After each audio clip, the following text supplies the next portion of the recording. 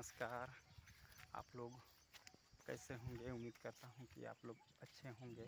मैं भी अच्छे हूँ। तो आज हम लोग इधर पहाड़ साइड गांव से थोड़ा सा इधर आ गए हैं। तो आप लोग देख रहे होंगे यहाँ पर मिर्चा वगैरह लगाए हैं, सब्जी वगैरह लगाए हैं। तो इधर हम लोग दोनों जन आज आ गए हैं।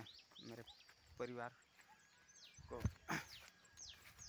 कोई नर साग खाने का मन किया तो हम लोग दोनों जन आज इधर आ गए हैं।